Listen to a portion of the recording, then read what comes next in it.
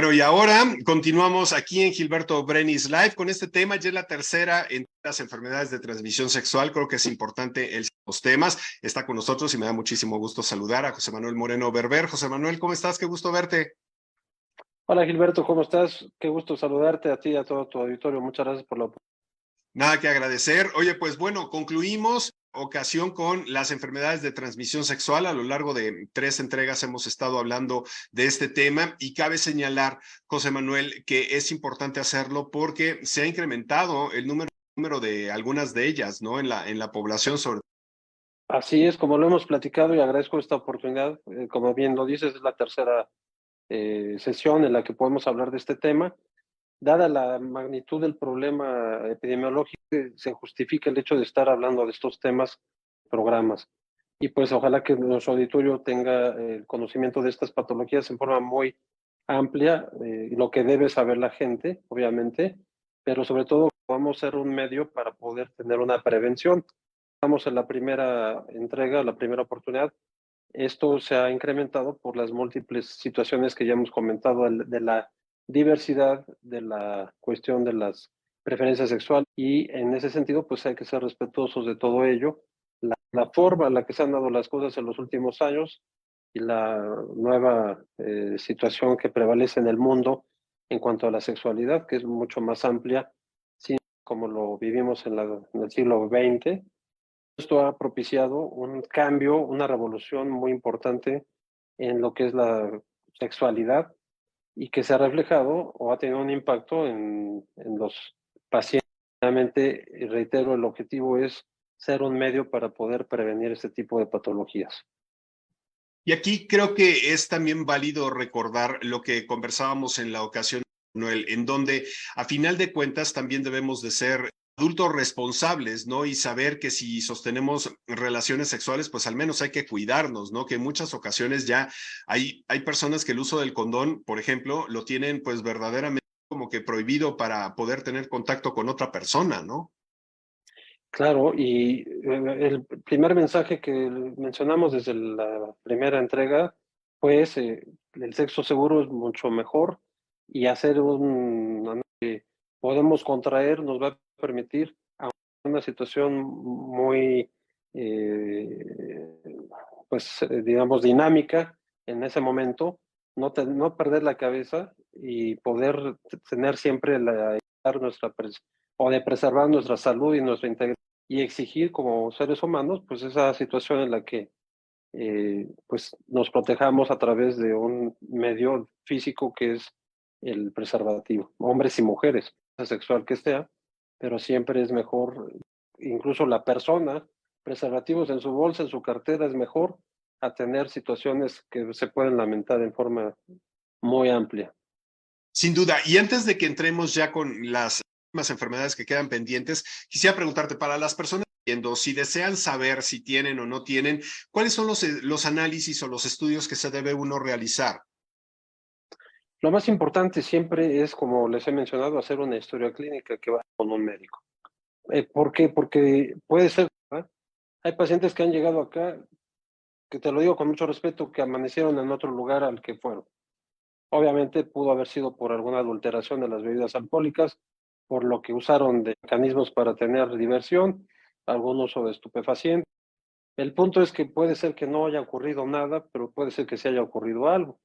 Entonces, como médicos podemos orientar a los pacientes y, por ejemplo, si la persona tuvo un evento en forma muy aguda, aunque hagamos VIH y pruebas lógicas o de serología para virus de hepatitis B, virus de hepatitis C, BDRL para sífilis y algunas otras, pues todo va a salir negativo en forma inmediata. Entonces, saber los mecanismos o los periodos de cada una de las patologías. Por ejemplo, el VIH tiene un periodo de ventana, Gilberto, dar hasta 12 meses negativa la prueba. Entonces, todo eso hay que explicárselo al paciente. Y por otro lado, la revisión, la exploración física nos va a dar la pauta. Si hay proctitis, vamos a pensar en gonorrea, vamos a pensar en clamidia, vamos a pensar en ciertas patologías, úlceras, si hay fisuras, si hay otro tipo de lesiones, si hay vesículas, puede ser herpes, puede ser otro tipo de situación. O si son lesiones exofíticas, así espiculadas, pues va a ser propio del virus del papilomatosis.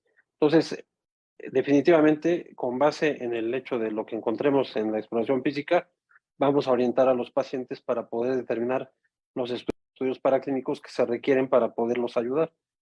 De forma muy respetuosa, el primer consejo sería acudir con el médico de confianza o cabecera. Y en mujeres muchas veces van con ginecólogos o ginecólogas, en pacientes que tienen perfil homosexual, los coloproctólogos, los proctólogos, o que sea de su confianza. Hay muy buenos médicos generales que pueden identificar las patologías, los médicos que llamamos de primer contacto, y ellos son los que finalmente pueden iniciar el abordaje diagnóstico de problemas médicos. Muy bien, ahora pues terminemos este tema, las enfermedades que teníamos pendientes, José Manuel. Sí, las que causan proctitis, la gonorrea y la clamidia. Estas son enfermedades muy frecuentes, de forma muy a mencionar. La gonorrea, que se constituye una de las transmisión sexual más frecuentes. Esta enfermedad, para que se den idea, nuestro público y tú, Gilberto, data de muchos años, desde Galeno, desde el año 130 a.C., la describió, la salida de un flujo amarillo, la parte genitalillas que salían por la parte anorrectal. Más adelante se aisló en el siglo XIX, en 1882, y fue hasta que un alemán en 1879, precisamente el doctor Neisser, el que le dio el nombre de esta bacteria, gonorrea. Entonces es una enfermedad que es producida por una bacteria que se llama Neisseria gonorrhoeae y que nos va a causar un cuadro muy variado. Es una bacteria, la infección, y que se caracteriza por un tiempo de incubación de 2. Puede ser totalmente asintomática, puede causar en algunos pacientes leves síntomas, y que los que causan las molestias es únicamente dolor anal, comezón, estar en esa zona, tenesmo rectal, que es el de no presenta nada a la paciente, y sobre todo el sangrado, la rectorragia. Ahora, algo que quisiera preguntarte, ¿por qué es que está específicamente la gonorrea? ¿Es porque no nos cuidamos o hay algún otro tipo de indicativo como para decir que algo está sucediendo? Va mucho de la mano con la infección por clamidia, pero efectivamente el hecho de tener sexo sin protección ha generado el incremento en su incidencia, es decir, la aparición de nuevos casos. También esto se ha presentado con mayor frecuencia en pacientes o en la población de pacientes con VIH. Entonces son esos dos factores, pero indudablemente la principal causa es usando el preservativo. Eso es lo que ha generado un rebrote de esta enfermedad y por eso constituye la enfermedad de transmisión sexual más frecuente. Y en el caso de la clamidia, La clamidia es una enfermedad que también tiene una proctitis, es un parásito. Hay más de 15 inmunotipos y son los que causan lesiones a nivel anorrectal, el tipo D y el K. El linfogranuloma venéreo, que también es causado por otro tipo de clamidia, va a ser causado por la variedad o variante L1, L2 y L3. Entonces, es la misma, es el mismo microorganismo que es la clamidia trachomatis, que puede causar uretritis, es decir, infecciones en la vía urinaria, tanto en mujeres como en hombres. Su incubación es de 6 semanas, es un poquito más largo que lo que es la Neisseria, y es más corto este periodo de incubación en lo que es la mujer. En las manifestaciones clínicas puede ser asintomático, pero generalmente son lesiones en la parte perianal que van a presentarse. Luego estas vesículas forman úlceras, por eso decía que esas vesículas podían atribuirse al virus de herpes, pero también a la clamidia. Entonces es importante que vengan a la consulta. Y también recordar que en forma más del cuadro clínico van a presentar afectación de los ganglios linfáticos.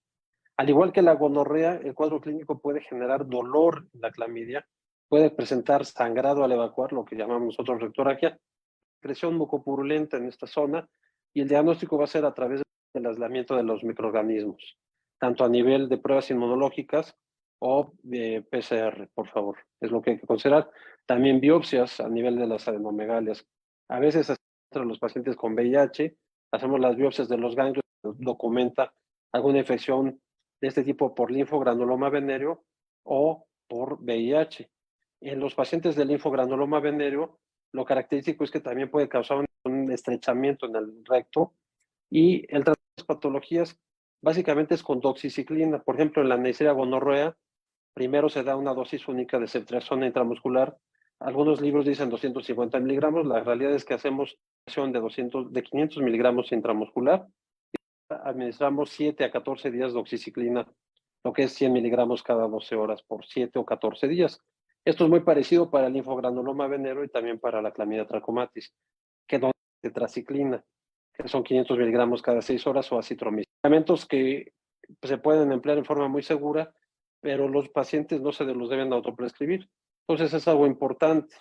Como hemos visto y en forma muy resumida, entonces hay que en la región anorrectal nos van a causar la clamidia, puede ser el virus de herpes, pueden causarnos proctitis, que son la gonorrea, también la clamidia trachomatis, enfermedades que nos van a causar lesiones que pueden ser por virus de papiloma, úlceras o fisuras, que pueden ser también por las otras patologías que hemos visto aquí, que es sobre todo el virus de herpes simple. Pues Entonces es eso es interesante todo este importante. grupo de patologías y pues no sé, hacía una pregunta. Sí, quisiera preguntarte sobre los tratamientos. Los mencionabas en este caso, ¿no? Y lo importante que es acudir con un médico para que se dé el tratamiento correspondiente. Estamos en promedio hablando y se logra erradicar o de alguna manera queda latente pues la causa de la enfermedad. Lo que nosotros les explicamos a los pacientes es acudir en forma oportuna, tratamiento, y o sea, hay una curación, salvo el virus de papiloma, ahí se queda latente, pero todos los demás sí hay una erradicación de la enfermedad o del microorganismo causante de la enfermedad. Se hacen pruebas de control, hay lo que nosotros llamamos bulinas, y en forma muy sencilla hay la inmunoglobulina M y la inmunoglobulina G. Entonces la G es la de memoria, es la que nos indica que hubo una infección en forma antigua en algún momento de nuestra vida, y la IgM de algo agudo. Entonces eso nos va a dar o fue una infección que ya tiene muchos años y que no está prevalente en este momento. Es importante también considerar el grupo etario. Aquí, Gilberto, es impresionante. En el grupo de 20 años ha aumentado mucho el tipo de la incidencia de transmisión sexual. Desgraciadamente, mucho VIH. Muchos pacientes con gonorrea y con sífilis que están incrementando. En los últimos meses he visto muchos pacientes con sífilis, con gonorrea y con detección inicial de VIH. De esto es que cuando empiezan su vida sexual activa es cuando se manifiesta esta enfermedad, y pues aquí coinciden muchos factores: la falta de información, la falta de protección. Entonces es que se haga una apertura en cuanto a la dinámica de las pláticas con los familiares, con las personas cercanas a la población en estos grupos de edad, y sobre todo también que tengan una orientación en las escuelas, porque es determinar que, estas personas, estos chicos, no están infectados, sea cual sea la preferencia sexual que vayan a tener. Entonces, Claro, eso es lo que podemos explicar ahorita. En otros muy bien. países, por ejemplo en Chile, han incrementado también la incidencia de casos, que la sífilis ha aumentado mucho en Chile, y pues todo esto es a razón del mismo problema, ¿no? La apertura de la sexualidad que no se ha llevado en una forma de lo mejor posible en cuanto a la orientación. Claro, pues muy interesante el tema, como siempre, José. Gracias por esta información. Si queremos consultarte, ¿dónde te encontramos?